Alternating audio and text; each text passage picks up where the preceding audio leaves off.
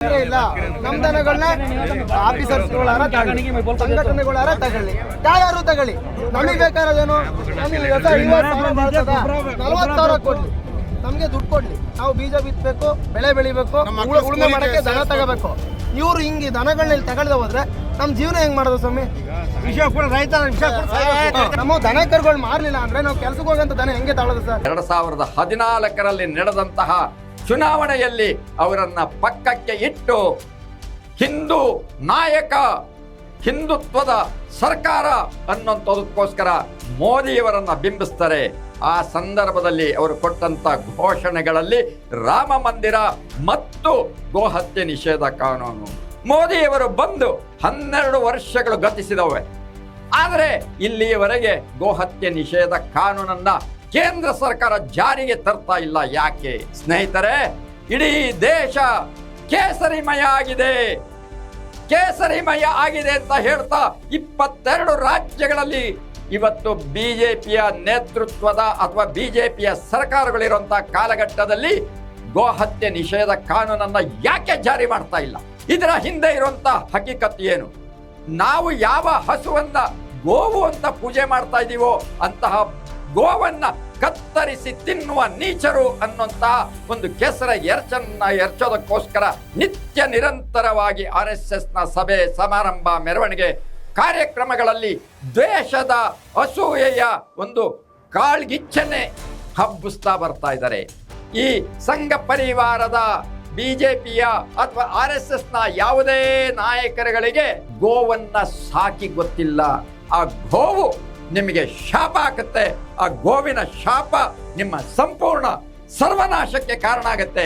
ಇದು ಇನ್ನು ಹೆಚ್ಚಿಲ್ಲ, ಇನ್ನೊಂದು 5 ವರ್ಷದೊಳಗಡೆ ನಿಮ್ಮ ಸರ್ವನಾಶ ಖಂಡಿತ. ಸ್ನೇಹಿತರೆ ನಮಸ್ಕಾರ, ನಾನು ಹನುಮೇಗೌಡ, ನೋಂದಾಯಿತ RSS ರಿಜಿಸ್ಟರ್ಡ್ RSS ನ ಕಾರ್ಯಕರ್ತ. ಸ್ನೇಹಿತರೆ, ಖಂಡವಿದಕೋ ಮಾಂಸವಿದಕೋ ಗುಂಡಿಗೆಯ ಬಿಸಿ ರಕ್ತವಿದಕೋ ಚಂಡ ವ್ಯಾಘ್ರನೆ ನೀನಿದೆಲ್ಲವನುಂಡು ಸಂತಸದಿಂದಿರು ಅನ್ನುವಂತಹ ಒಂದು ಹಾಡನ್ನ ಹಿಂದೆ ಅಂದರೆ ಸುಮಾರು 70-80ರ ದಶಕದಲ್ಲಿ, ಅದಕ್ಕೂ ಮುಂಚೆ ಇತ್ತು ಅಂತ ಕಾಣುತ್ತೆ. ಆದರೆ ನಾನು ಓದಿದಂಥ ಸಂದರ್ಭದಲ್ಲಿ ಈ ಹಾಡು ಇತ್ತು. ಹಾಗಿದ್ರೆ ಈ ಚಂಡ ವ್ಯಾಘ್ರರು ಯಾರು? ಈ ಚಂಡ ವ್ಯಾಘ್ರರಿಗೆ ಹೇಳಿದಂತಹ ಅಂದರೆ ನನ್ನ ಗುಂಡಿಗೆ ಬಿಸಿ ರಕ್ತ ಇದೆ ಅಂತ ಹೇಳಿದ್ದು ಯಾರು ಅಂತ ಹೇಳಿದರೆ ಅದು ಪುಣ್ಯಕೋಟಿ. ಪುಣ್ಯಕೋಟಿ ಗೋವಿನ ಹಾಡನ್ನು ನಾವು ಕೇಳಿದ್ದೀವಿ. ಈ ಗೋವಿನ ಹಾಡು ಇಡೀ ದೇಶದಲ್ಲಿ ಭಾರಿ ಒಂದು ಸಂಚಲನವನ್ನ ಹಿಂದೆ ಮೂಡಿಸಿತ್ತು. ಅಂತಹ ಗೋವಿನ ಈ ವಿಚಾರ ಈಗೇಕೆ ಅಂತ ಹೇಳ್ತಿದ್ದೀರಾ? ನಿಮ್ಮ ಮನಸ್ಸಿನಲ್ಲಿ ಪ್ರಶ್ನೆ ಬಂದಿರಬಹುದು. ಸ್ನೇಹಿತರೆ, ಗೋಹತ್ಯೆ ನಿಷೇಧ ಮಾಡಬೇಕು ಅನ್ನುವಂತಹ ಹೋರಾಟವನ್ನ 1950ರಿಂದ 60ರ ಆ ದಶಕದಲ್ಲಿಯೇ RSS ಮೊದಲು ಕೈಗೆತ್ಕೊಂಡಂತ ದೊಡ್ಡ ಹೋರಾಟ. ಅಂದಿನ ದಿನಗಳಲ್ಲಿ ಕೋಟ್ಯಾಂತರ ಸಹಿಗಳನ್ನ ಸಂಗ್ರಹ ಮಾಡಿ ಅಂದಿನ ಕಾಂಗ್ರೆಸ್ ಸರ್ಕಾರಕ್ಕೆ ಕೊಟ್ಟಿತ್ತು. ಆದರೆ ಈ ಒಂದು ಅಜೆಂಡಾ ಬರ್ತಾ ಬರ್ತಾ ಬರ್ತಾ ಏನಾಗ್ತಾ ಇದೆ ಅಂತ ಹೇಳಿದ್ರೆ, ಈ ಚಂಡ ವ್ಯಾಘ್ರರು ಬೇರೆ ಯಾರು ಅಲ್ಲ, ಇದೇ RSS ಮತ್ತು ಸಂಘ ಪರಿವಾರದ ಬಿಜೆಪಿಯವರೇ ಈ ಚಂಡ ವ್ಯಾಘ್ರರುಗಳು ಆಗಿದ್ದಾರೆ. ನನ್ನ ರಕ್ತವನ್ನ ಕುಡಿ ಅನ್ನುವಂತಹ ಮಾತನ್ನ ಇವತ್ತು ಗೋವುಗಳು ಕಣ್ಣೀರಿಡುತ್ತಾ ಅದನ್ನ ಕೇಳುವಂತಹ ಒಂದು ಕಾಲಘಟ್ಟದಲ್ಲಿ ಇವತ್ತು ಈ ಬಿಜೆಪಿ ಮತ್ತು ಸಂಘ ಪರಿವಾರ ಒಂದು ನೀಚತನದಲ್ಲಿ ನಡ್ಕೊಳ್ತಾ ಇದ್ದಾರೆ.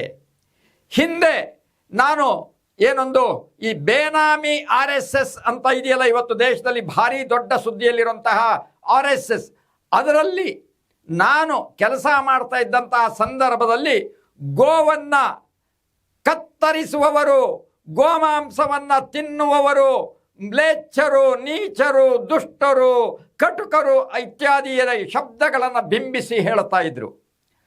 ಆ ಮ್ಲೇಚ್ಛರು, ಕಟುಕರು, ನೀಚರು ಇವರೆಲ್ಲ ಯಾರು ಅಂದರೆ ಇವತ್ತು RSSನವರು ಹೇಳುವ ಭಾಷೆಯಲ್ಲಿ ಸಾಬ್ರು ಅಥವಾ ಮುಸಲ್ಮಾನರು.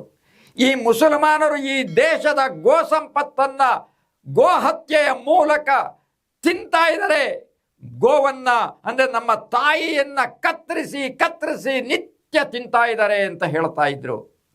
ಈ ವಿಚಾರಕ್ಕೆ ಅವತ್ತಿನ ದಿನಗಳಲ್ಲಿ ಅಂದರೆ RSSನ ಕಳೆದ 50 ವರ್ಷಗಳಿಂದ ನಿರಂತರವಾಗಿ ಹೇಳಿಕೊಂಡು ಬಂದಂಥದ್ದು ಮಹಾತ್ಮ ಗಾಂಧೀಜಿಯವರ ಈ ಅಹಿಂಸೆಯ ನಾಡಿನಲ್ಲಿ ಹಿಂಸೆ ಅನ್ನುವಂಥದ್ದು ನಡೀತಾ ಇದೆ. ಆದರೆ ಶಿವಾಜಿ ಮಹಾರಾಜರು ಹಿಂದುವಿ ಸ್ವರಾಜ್ಯಕ್ಕೋಸ್ಕರ ಗೋಹತ್ಯೆ ಮಾಡುವಂಥವರ ಕೈಗಳನ್ನು ಕತ್ತರಿಸಿ ಹಾಕ್ತಾ ಇದ್ರು ಅನ್ನೋಂಥ ಘಟನೆಗಳನ್ನು ಶಾಖೆಗಳಲ್ಲಿ ಹೇಳ್ತಾ ಇದ್ರು. ಆದರೆ ಗಾಂಧೀಜಿಯ ಈ ನಾಡಿನಲ್ಲಿ ಮುಸಲ್ಮಾನರ ತುಷ್ಟೀಕರಣಕ್ಕಾಗಿ ಈ ಗೋಹತ್ಯೆಯನ್ನ ಮಾಡೋದಕ್ಕೆ ಕಾಂಗ್ರೆಸ್ ಸರ್ಕಾರ ಪರೋಕ್ಷವಾಗಿ ಬೆಂಬಲಿಸ್ತಾ ಇದೆ. ಆ ತುಷ್ಟೀಕರಣ ಅನ್ನುವಂಥದ್ದನ್ನ ಮಹಾತ್ಮ ಗಾಂಧೀಜಿಯವರ ಕಾಲದಿಂದಲೂ ಕಾಂಗ್ರೆಸ್ ನಡೆಸ್ಕೊಂಡೇ ಬರ್ತಾ ಇದೆ ಅನ್ನುವಂತಹ ಒಂದು ಸುಳ್ಳು ವಿಚಾರವನ್ನ ಪ್ರಚೋದಿಸಿ ವಿಷವನ್ನ ತಲೆ ಒಳಗಡೆ ತುಂಬಿ ಅದರ ಮೂಲಕ ಸ್ವಯಂ ಸೇವಕರನ್ನ ಬೀದಿಗಿಳಿಸಿ ಬೀದಿ ಕಾಳಗ ಮಾಡಿಸುವಂಥ ಕೆಲಸ ನಿತ್ಯ ನಿರಂತರವಾಗಿದೆ. ಸ್ನೇಹಿತರೆ, ನಾನು ಆಗಲೇ ಉಲ್ಲೇಖ ಮಾಡಿದೆ 1950ರಿಂದ 60ರ ದಶಕದಲ್ಲಿ ಅಂತ ಹೇಳಿದೆ. ಆಗ ಹೋರಾಟಕ್ಕೆ ಶುರು ಮಾಡಿದ್ದೆ. ಅವರು 1000 ಜನ ಇರುವಂತಹ ಪ್ರದೇಶದಲ್ಲಿ 430 ಹಸುಗಳು ಇರ್ತಾ ಇದ್ವು. ಈಗ ಇಲ್ಲ, ಕಡಿಮೆ ಆಗ್ತಾ ಇದೆ ಅಂತ ಹೇಳ್ತಾ ಪ್ರತಿ 10 ವರ್ಷಗಳಿಗೊಮ್ಮೆ ಒಂದು ಗೋವುಗಳ ಸಂಖ್ಯೆಯನ್ನ ಇತ್ತೀಚೆಗೆ ಅಂದರೆ ಸುಮಾರು ಒಂದು 15 ವರ್ಷಗಳ ಹಿಂದೆ RSSನ ಮುಖವಾಣಿ ಪುಂಗವ ಪತ್ರಿಕೆಯಲ್ಲಿ ಪ್ರಕಟೀಕರಣ ಮಾಡಿದ್ರು. ಅದು ಏನು ಅಂದರೆ ಪ್ರತಿ ವರ್ಷ 1000 ಜನರಿಗೆ ಇದ್ದಂತಹ ಗೋವುಗಳ ಸಂಖ್ಯೆ 430ರಿಂದ ಪ್ರತಿ ವರ್ಷ 50, 60 ಈ ರೀತಿ ಕಡಿಮೆ ಆಗ್ತಾ ಬಂತು. 430 ಇದ್ದಿದ್ದು 61ನೇ ಇಸ್ವಿನಲ್ಲಿ ಅದರ ಸಂಖ್ಯೆ 400ಕ್ಕೆ ಇಳಿತು. ಅದರ ನಂತರ 71ರಲ್ಲಿ ಅದರ ಸಂಖ್ಯೆ 350ಕ್ಕೆ ಇಳಿತು. 81ರಲ್ಲಿ ಅದು 200ಕ್ಕೆ ಇಳಿತು. ಈ ರೀತಿ ಸಂಖ್ಯೆ ಮಾಡ್ತಾ ಬಂದು 2011ನೇ ಇಸ್ವಿನಲ್ಲಿ 1000 ಜನರಿಗೆ ಕೇವಲ 20 ಮಾತ್ರ ಇದಾವೆ ಅನ್ನುವಂತಹ ಒಂದು ಚಾರ್ಟ್ ಅನ್ನ ಪ್ರಕಟಿಸಿದ್ದರು. ಅಂದರೆ ಅಲ್ಲಿಂದ ಇಲ್ಲಿಯವರೆಗೆ ಗೋಹತ್ಯೆ ನಿತ್ಯ ನಿರಂತರವಾಗಿ ನಡೀತಾ ಇದೆ. ಈ ಗೋಹತ್ಯೆಯನ್ನು ಮಾಡ್ತಾ ಇರೋಂಥವ್ರು ಯಾವ ಕಟುಕರು ಇದ್ದಾರೆ ಅಂದರೆ ಮುಸಲ್ಮಾನರು. ಅವರು ಈ ದೇಶದ ಗೋ ಸಂಪತ್ತನ್ನ ನುಂಗಿ ನೀರು ಕುಡಿತಾ ಇದ್ದಾರೆ ಅನ್ನುವಂತಹ ಪ್ರಚಾರವನ್ನು ಅಂದಿನಿಂದ ಇಂದಿನವರೆಗೆ ಮಾಡಿಕೊಂಡು ಬರ್ತಾನೆ ಇದ್ದಾರೆ. ಸ್ನೇಹಿತರೆ, ಈ ನಡುವೆ ಅಟಲ್ ಬಿಹಾರಿ ವಾಜಪೇಯಿಯವರು ಸರ್ಕಾರ ಬಂದಿತ್ತಲ್ವಾ, ಆಗ ಇಡೀ ದೇಶದಲ್ಲಿ ಗೋ ಸಂಪತ್ತಿನ ರಕ್ಷಣೆಗಾಗಿ ಒಂದೇ ಒಂದು ಗೋವನ್ನು ಕತ್ತರಿಸಲಾಗದಂತೆ ಒಂದು ಕಾನೂನನ್ನು ಅಥವಾ ಒಂದು ಮಸೂದೆಯನ್ನು ಮಂಡಿಸಬಹುದಿತ್ತಲ್ಲ, ಯಾಕೆ ಮಂಡಿಸ್ತಿಲ್ಲ? ಹಾಗಿದ್ರೆ ಆಗ ಇದ್ದಂತಹ ಅಟಲ್ಜಿಯವರು ಅಸಮರ್ಥರು ಅಂತ ನಾವು ತಿಳಿಬೇಕೆ ಈ ದೇಶದ ಜನ? ಹಾಗಿದ್ರೆ ಯಾಕೆ ಅವರು ಆ ಮಸೂದೆಯನ್ನು ಮಂಡಿಸ್ಲಿಲ್ಲ? ಹಾಗಿದ್ರೆ ಅವರು ಹಿಂದೂ ವಿರೋಧಿ ಸರ್ಕಾರವಾಗಿ ಅವತ್ತು BJPಯ ಸರ್ಕಾರವನ್ನು ನಡೆಸಿದ್ರ ಅನ್ನೋಂಥ ಪ್ರಶ್ನೆಯನ್ನು ನಾನು ಕೇಳಬೇಕಾಗತ್ತೆ. ಅದಾದ ನಂತರ 2004ರಲ್ಲಿ ಅಟಲ್ಜಿಯವರು ಸೋತು ಹೋಗ್ತಾರೆ. ಅದಾದ ನಂತರ BJPಯ ನಾಯಕರಾಗಿದ್ದಂತಹ ಏನೊಂದು ಅಡ್ವಾಣಿಯವರಿದ್ದರು, ಅಡ್ವಾಣಿಯವರು ಈ ದೇಶದ ಮುಂದಿನ ಪ್ರಧಾನಿ ಆಗ್ತಾರೆ ಅನ್ನುವಂತಹ ಒಂದು ವಿಚಾರಧಾರೆಯಲ್ಲಿರುವಂತಹ ಸಂದರ್ಭದಲ್ಲಿ, ಅಂತಹ ಒಂದು ಕಾಲಘಟ್ಟದಲ್ಲಿ ಅಡ್ವಾಣಿಯವರು ಪಾಕಿಸ್ತಾನಕ್ಕೆ ಹೋಗ್ತಾರೆ. ಅಲ್ಲಿ ಹೋಗಿ ಜಿನ್ನಾ ಅವರನ್ನ ಹೊಗಳಿ ಬರ್ತಾರೆ. ಹೊಗಳಿ ಬಂದ ಕಾರಣಕ್ಕಾಗಿಯೇ ಅವರು ಹಿಂದೂ ವಿರೋಧಿಯಾಗ್ಬಿಡ್ತಾರೆ. ಆದರೆ ಅವರು ಅಲ್ಲಿ ಬಿರಿಯಾನಿ ತಿನ್ನೋದಿಲ್ಲ, ಬೀಫ್ ತಿನ್ನೋದಿಲ್ಲ. ಆದರೂ ಅವರು ಹಿಂದೂ ವಿರೋಧಿ ಅಂತ ಬಿಂಬಿಸ್ತಾರೆ. ಸಂಘ ಪರಿವಾರ ಅವರಿಗೆ ಅಪಮಾನ ಮಾಡೋ ರೀತಿಯಲ್ಲಿ ನಡ್ಕೊಳ್ತಾರೆ. ಅಷ್ಟು ಮಾತ್ರ ಅಲ್ಲ, ಮುಂದಿನ 2014ರಲ್ಲಿ ನಡೆದಂತಹ ಚುನಾವಣೆಯಲ್ಲಿ ಅವರನ್ನ ಪಕ್ಕಕ್ಕೆ ಇಟ್ಟು ಹಿಂದೂ ನಾಯಕ, ಹಿಂದುತ್ವದ ಸರ್ಕಾರ ಅನ್ನೋಂಥದಕ್ಕೋಸ್ಕರ ಮೋದಿಯವರನ್ನ ಬಿಂಬಿಸ್ತಾರೆ. ಆ ಸಂದರ್ಭದಲ್ಲಿ ಅವರು ಕೊಟ್ಟಂತ ಘೋಷಣೆಗಳಲ್ಲಿ ರಾಮ ಮಂದಿರ ಮತ್ತು ಗೋಹತ್ಯೆ ನಿಷೇಧ ಕಾನೂನು. ಮೋದಿಯವರು ಬಂದು 12 ವರ್ಷಗಳು ಗತಿಸಿದವೆ. ಆದರೆ ಇಲ್ಲಿಯವರೆಗೆ ಗೋಹತ್ಯೆ ನಿಷೇಧ ಕಾನೂನನ್ನ ಕೇಂದ್ರ ಸರ್ಕಾರ ಜಾರಿಗೆ ತರ್ತಾ ಇಲ್ಲ. ಯಾಕೆ? ಸ್ನೇಹಿತರೆ, ಇಡೀ ದೇಶ ಕೇಸರಿಮಯ ಆಗಿದೆ. ಕೇಸರಿಮಯ ಆಗಿದೆ ಅಂತ ಹೇಳ್ತಾ 22 ರಾಜ್ಯಗಳಲ್ಲಿ ಇವತ್ತು BJPಯ ನೇತೃತ್ವದ ಅಥವಾ BJPಯ ಸರ್ಕಾರಗಳಿರುವಂತಹ ಕಾಲಘಟ್ಟದಲ್ಲಿ ಗೋಹತ್ಯೆ ನಿಷೇಧ ಕಾನೂನನ್ನು ಯಾಕೆ ಜಾರಿ ಮಾಡ್ತಾ ಇಲ್ಲ? ಇದರ ಹಿಂದೆ ಇರುವಂತಹ ಹಕೀಕತ್ ಏನು? ಕಳೆದ 25 ವರ್ಷಗಳಿಂದ ಅಧಿಕಾರದಲ್ಲಿರುವಂತಹ ಕೆಲವು ರಾಜ್ಯಗಳು, ಗುಜರಾತ್ ಅಥವಾ ಮಧ್ಯದಲ್ಲಿ ಒಂದೆರಡು ಸಲ ತಪ್ಪಿ ಹೋಗಿರುವಂತಹ ರಾಜಸ್ಥಾನ ಅಥವಾ ಒಂದೆರಡು ಸರಿ ತಪ್ಪಿರುವಂತಹ ಉತ್ತರ ಪ್ರದೇಶ, ಮಧ್ಯಪ್ರದೇಶ, ಈ ಎಲ್ಲ ರಾಜ್ಯಗಳಲ್ಲಿ ನಿರಂತರವಾಗಿ ಸ್ವಲ್ಪ ಹೆಚ್ಚು ಕಡಿಮೆ 15, 20, 25 ವರ್ಷಗಳು ಬಿಜೆಪಿಯ ಸರ್ಕಾರವೇ ಇದೆಯಲ್ಲ, ಅಲ್ಲಿ ಗೋಹತ್ಯೆ ನಿಷೇಧ ಕಾನೂನನ್ನು ಜಾರಿಗೆ ತರ್ತಾ ಇಲ್ಲ. ಯಾಕೆ ಅಂದರೆ ವ್ಯವಸ್ಥಿತವಾಗಿ ಗೋಹತ್ಯೆ ಮಾಡುವ ಕಟುಕರು, ನೀಚರು, ಮ್ಲೇಚ್ಛರು ಯಾರು ಅಂದರೆ ಮುಸಲ್ಮಾನರು, ಅವರ ಮೇಲೆ ಕೇಸರಿ ಎರಚಬೇಕು ಅನ್ನೋಂಥ ಕಾರಣಕ್ಕೋಸ್ಕರನೇ ಅವರು ಹಿಂದೂ ವಿರೋಧಿಗಳು. ನಾವು ಯಾವ ಹಸುವನ್ನ ಗೋವು ಅಂತ ಪೂಜೆ ಮಾಡ್ತಾ ಇದ್ದೀವೋ ಅಂತಹ ಗೋವನ್ನ ಕತ್ತರಿಸಿ ತಿನ್ನುವ ನೀಚರು ಅನ್ನುವಂತಹ ಒಂದು ಕೆಸರ ಎರಚೋದಕ್ಕೋಸ್ಕರ ನಿತ್ಯ ನಿರಂತರವಾಗಿ RSSನ ಸಭೆ, ಸಮಾರಂಭ, ಮೆರವಣಿಗೆ ಕಾರ್ಯಕ್ರಮಗಳಲ್ಲಿ ದ್ವೇಷದ, ಅಸೂಯೆಯ ಒಂದು ಕಾಳ್ಗಿಚ್ಚನ್ನೇ ಹಬ್ಬಿಸ್ತಾ ಬರ್ತಾ ಇದ್ದಾರೆ. ಇವತ್ತು ಇಡೀ ದೇಶದ 22 ರಾಜ್ಯಗಳಲ್ಲಿ ಬಿಜೆಪಿ ಸರ್ಕಾರ ಇದೆ. ಹಾಗಿದ್ದರೆ ಈಗ ಘೋಷಣೆ ಮಾಡಬಹುದಲ್ಲ. ಆದರೆ ಈ 22 ರಾಜ್ಯಗಳು ಬಂದಂತಹ ಈ ಸಂದರ್ಭದಲ್ಲಿ ಇತ್ತೀಚೆಗೆ ಅಧಿಕಾರ ಹಿಡಿದಂತಹ ಪಶ್ಚಿಮ ಬಂಗಾಳದಲ್ಲಿ ಅವರು ಅಧಿಕಾರ ಹಿಡಿದ ಮರುದಿನವೇ ಗೋಹತ್ಯೆ ನಿಷೇಧ ಕಾನೂನನ್ನು ಜಾರಿ ಮಾಡಿದರು. ತುಂಬ ಒಳ್ಳೆಯದು, ಒಳ್ಳೆ ಕೆಲಸ ಮಾಡಿದ್ದಾರೆ. ಈಗ ಮೌಲ್ವಿಗಳು ಎಚ್ಚೆತ್ತರು. ಇಲ್ಲಿ ನಿತ್ಯ ನಿರಂತರವಾಗಿ ದ್ವೇಷ, ಅಸೂಯೆಯನ್ನು ಬಿತ್ತಿ ಬೆಳೆಸ್ತಾ ಇರುವಂತಹ ಬಿಜೆಪಿಗೆ ನಾವು ತಕ್ಕ ಉತ್ತರವನ್ನು ಕೊಡಲೇಬೇಕು ಅನ್ನುವಂತಹ ಒಂದು ವಿಚಾರ. ಅದರ ಜೊತೆಗೆ ಇವರ ಕಪಟ ಗೋಭಕ್ತಿ, RSSನವರ, ಬಿಜೆಪಿಯವರ, ಸಂಘ ಪರಿವಾರದವರ ಒಂದು ಗೋಹತ್ಯೆಯ ಏನೊಂದು ನಾಟಕ ಇದೆಯಲ್ಲ, ಆ ಗೋಭಕ್ತಿಯ ಕಪಟ ನಾಟಕವನ್ನ ಬಯಲಿಗೆಳಬೇಕು ಅಂತ ಅವರು ನಿಶ್ಚಯ ಮಾಡಿದ್ದಾರೆ. ಯಾಕೆ ಅಂತ ಹೇಳಿದ್ರೆ, ಈ ಸಂಘ ಪರಿವಾರದ, ಬಿಜೆಪಿಯ ಅಥವಾ RSSನ ಯಾವುದೇ ನಾಯಕರುಗಳಿಗೆ ಗೋವನ್ನ ಸಾಕಿ ಗೊತ್ತಿಲ್ಲ. ಇವರೆಲ್ಲ ಮೇಲ್ಜಾತಿಯವರು.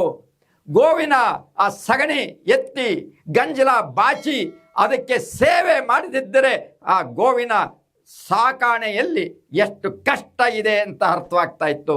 ಸ್ನೇಹಿತರೆ, ನಿಮಗೆ ತಿಳಿಲಿ ಅನ್ನೋದಕ್ಕೋಸ್ಕರ ನಾನು ಹೇಳ್ತಾ ಇದ್ದೀನಿ. ಇದನ್ನು ಅನೇಕ ಜನ ರೈತರು ಕೂಡ ನೋಡಬಹುದು.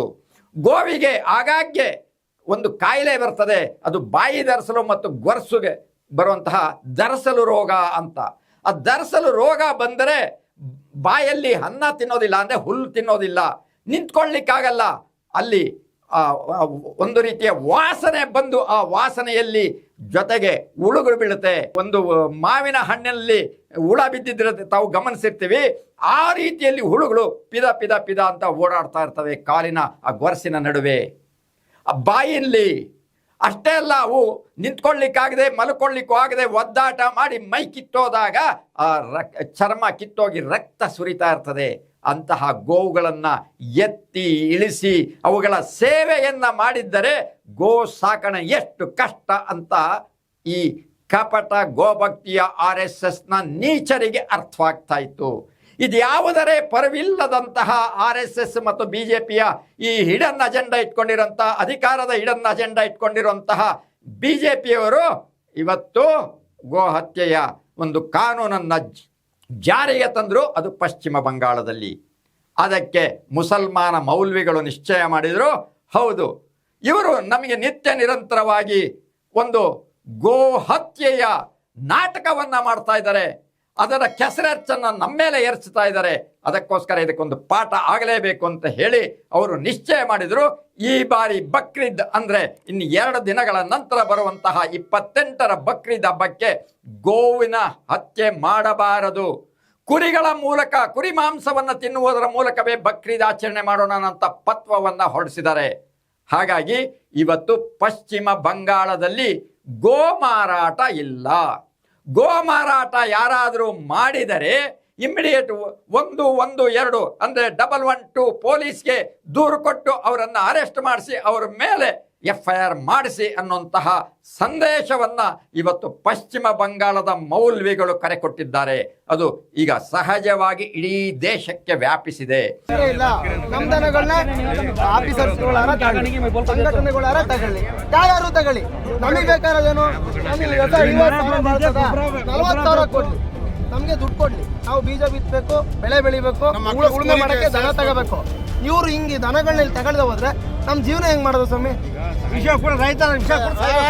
ಸರ್ ನಮ್ಮ ದನಗಳು ನಾವು ಹೊಲ ಬಿಚ್ಚಬೇಕು. ನಮ್ಮ ದನ ಕರುಗಳು ಮಾರ್ಲಿಲ್ಲ ಅಂದ್ರೆ ನಾವು ಕೆಲ್ಸಕ್ಕೆ ಹೋಗಂತ ದನ ಹೆಂಗೆ ತಗೊಳ್ಳೋದು ಸರ್? ಅದಕ್ಕೋಸ್ಕರ ನಾವು ಡಿ ಸಿ ಆಫೀಸ್ ಹತ್ರಕ್ಕೆ ದನಗಳನ್ನ ಇಟ್ಕೊಂಡು ನಾವು ಹೋಗಕ್ಕೆ ಅಂತ ಎಲ್ಲರಿಗೂ ರೈತರಿಗೆ ಹೊಡ್ತಾ ಬೀಳ್ತಿರೋದು. ಎಕ್ಕಡಿಂದ ಹೋದ್ರು ರೈತಗೆ ಹೊಡ್ತಾ ಬೀಳ್ತಾ ಇರೋದು. ಒಗ್ಗಟ್ಟಾಗಿ ಹೋಗೋಣ, ಬಚ್ಚಿರ ಆಗುತ್ತಾ?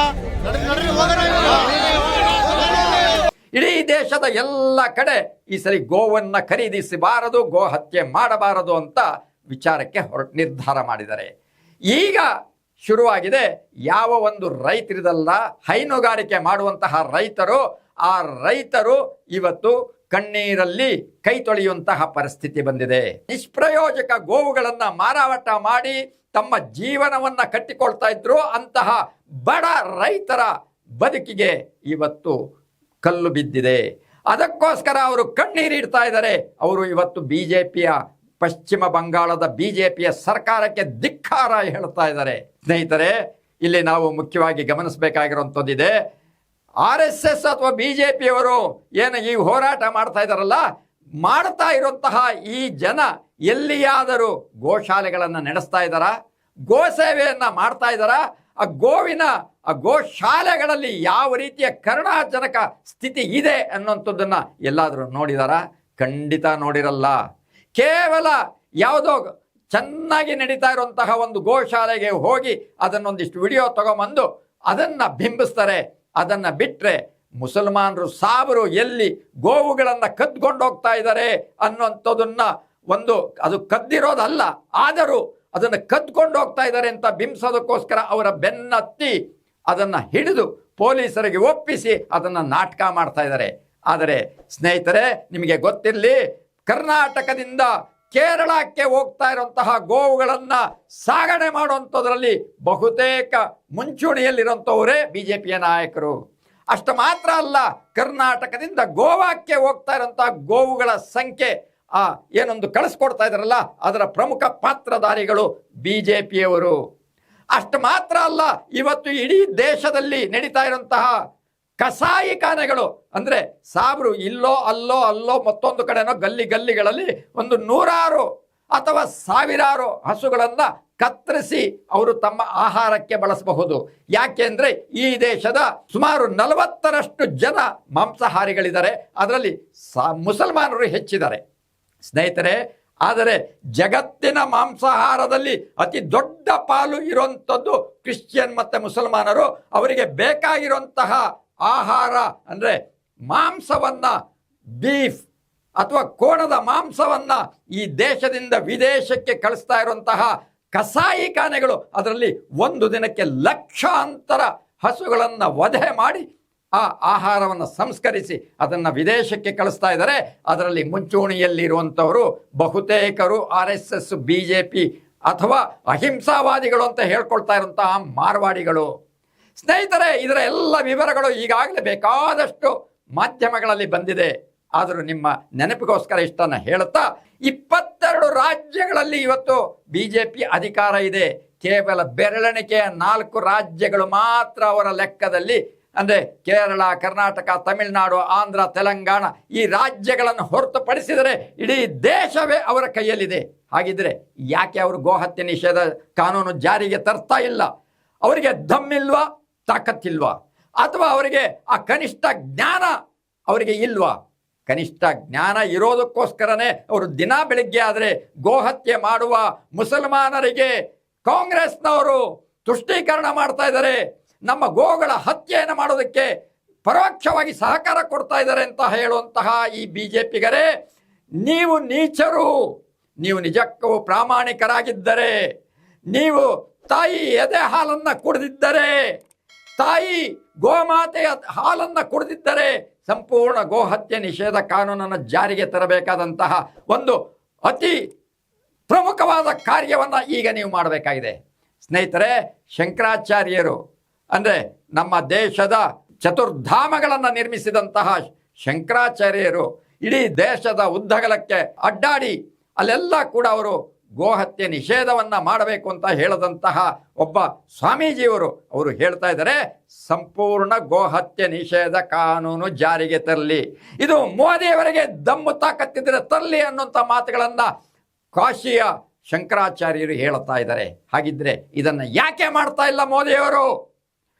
ಈಗ ಅವರು ಹೇಳ್ತಾ ಇದ್ದಾರೆ, ಮುಸಲ್ಮಾನರಿಗೆ ಇಲ್ಲಿವರೆಗೂ ಕೆಸರು ಎರಚುತ್ತಾ ಇದ್ರಿ, ಗೋಮಾಂಸವನ್ನು ತಿನ್ನೋದಕ್ಕೋಸ್ಕರ ಕಾಂಗ್ರೆಸ್ ಸರ್ಕಾರ ಅವರಿಗೆ ತುಷ್ಟೀಕರಣ ಮಾಡ್ತಾ ಇದೆ ಅಂತ. ಹಾಗಿದ್ದರೆ ಈಗ ಮೌಲ್ವಿಗಳೇ ಹೇಳ್ತಾ ಇದ್ದಾರಲ್ಲ, ಗೋಮಾಂಸವನ್ನು ನಾವು ತಿನ್ನೋದಿಲ್ಲ ಅಂತ ಹೇಳ್ತಾ ಇದ್ದಾರೆ.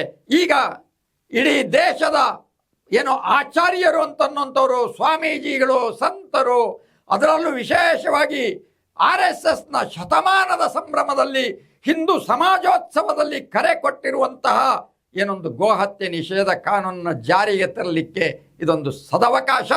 ಅದರ ಮೂಲಕ ನೀವು ಈ ದೇಶದ ಗೋ ಸಂಪತ್ತನ್ನು ಉಳಿಸಿ. ನಮ್ಮ ರಾಜ್ಯದಲ್ಲಿ ಮುಖ್ಯಮಂತ್ರಿ ಆಗಿದ್ದಂತಹ ಮಾನ್ಯ ಯಡಿಯೂರಪ್ಪನವರು ಪದೇ ಪದೇ ಹೇಳ್ತಾ ಇದ್ರು, ಈ ದೇಶ ಗೋವಿನ ನಾಡು, ಪುಣ್ಯಕೋಟಿಯ ಬೀಡು ಅಂತ ಹೇಳ್ತಾ ಇದ್ರು.